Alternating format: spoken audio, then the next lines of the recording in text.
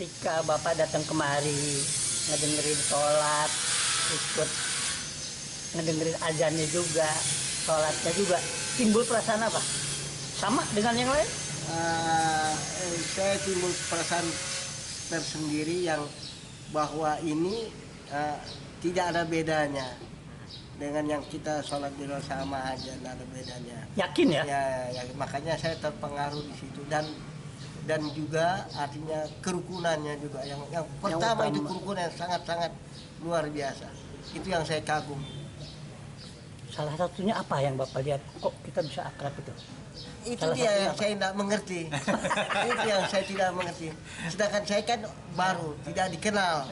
Tapi mereka semua bisa langsung menerima Bapak di sini. Iya, kalau Ambon bilang baku polo. Persaudaraan ya. Iya. Jadi itu salah satu keyakinan Bapak bahwa ini tidak salah istilahnya gitu ya. Ya. Nah, ketika Bapak merasa bahwa ini sudah Bapak yakini benar, nah apa yang mendorong Bapak sekarang? Ya sudah, karena saya meyakini bahwa ini memang tidak anunya, apa salahnya.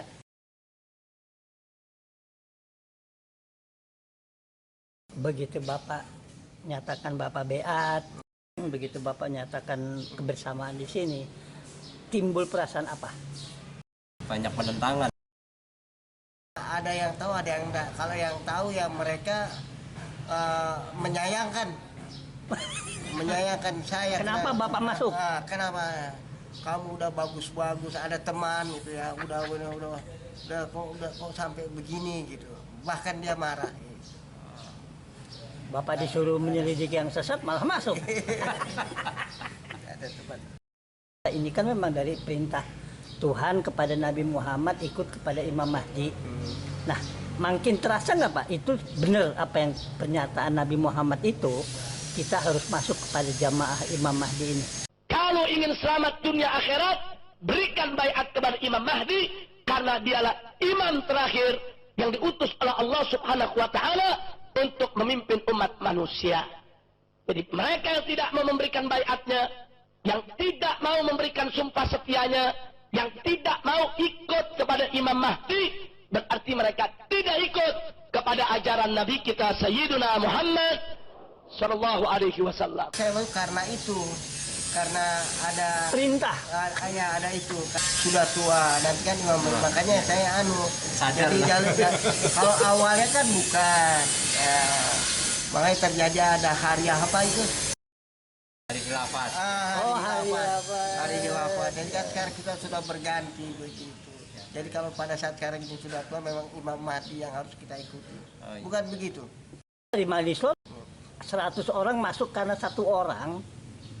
Dari kakeknya sudah cerita, nanti kalau datang Imam Mahdi yang bawa nama Imam Mahdi, jangan ragu, ikut langsung. 100 orang Pak masuk. Nah, alhamdulillah ini Bapak juga termasuk kan mendengar itu. Tapi bedanya mereka langsung melaksanakan waktu itu, sedangkan Bapak pelan-pelan. Iya, kalau saya menyelidiki dulu Pak. Ya, itu. Saya kagak langsung, saya menyelidiki dulu beberapa bulan itu. Ya, itu yang paling bagus. Saat kecil dulu, hobi saya ngobrol sama kakek, sama orang tua. Nah, kakek saya bilang, Lili, nanti kelak kamu dewasa, kalau kamu ketemu dengan yang membawa nama Ratu Adil Imam Mahdi, kamu jangan ragu ikut. Saat itu saya nggak tahu kalau itu Ahmadiyah Pak. Taunya saya hanya Imam Mahdi Ratu Adil itu saja. Begitu kita ada informasi dari sini, dari Pak Mubalik Ihsan, Imam Mahdi, dari situ saya udah langsung nggak banyak bertanya, bilang saya siap beat. Karena ini yang sedang saya tunggu dari mulai kecil sampai saya sudah punya anak-anak kecil, alhamdulillah Pak.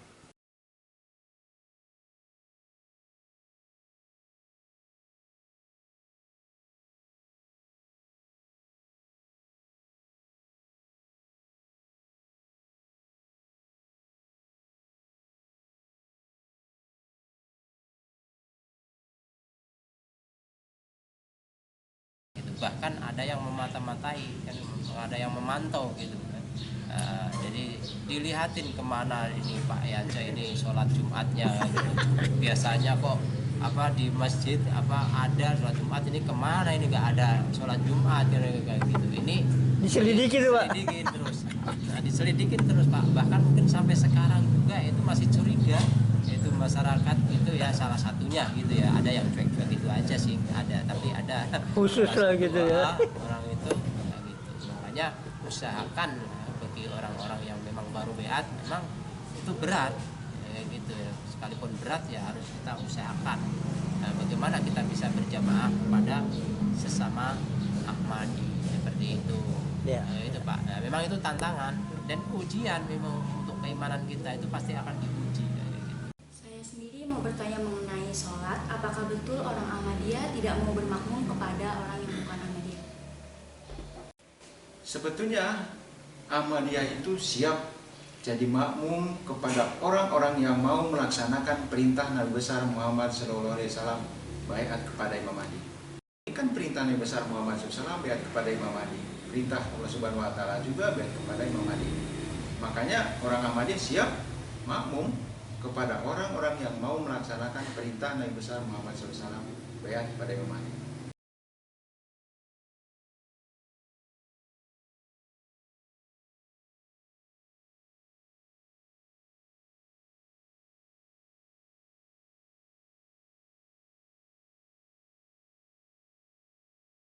Pak, ketika Bapak sekarang sudah masuk di jemaat ini, kan banyak pertanyaan Pak. Salah satu aja, bagaimana Bapak menjawab pertanyaan dari orang yang selama ini seolah-olah masih nggak percaya.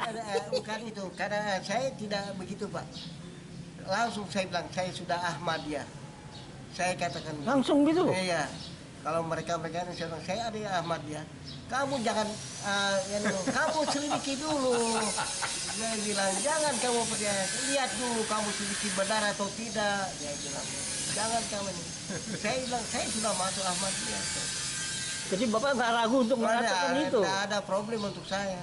Tidak ada problem.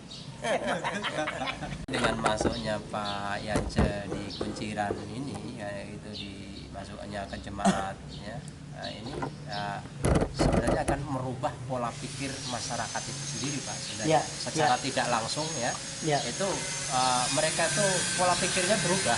Yang tadinya oh iya ya ternyata yang dianggapnya ini salah, jangan-jangan memang benar-benar nggak salah. Berarti mungkin benar-benar Pak Yance aja ngikut ya gitu. Nah ini jadi sangat Abri aja berani ikut. Beliau ini sangat berpengaruh sebenarnya Pak. Cuma dari sisi ekonomi memang keadaannya memang Ya, sekarang ini lagi. itu bisa dibalikkan nih Pak. Ya, Bisa dibalik. gitu. Jadi memang ya itulah beliau banyak ujian ya kan dari sisi keluarga juga, lingkungan.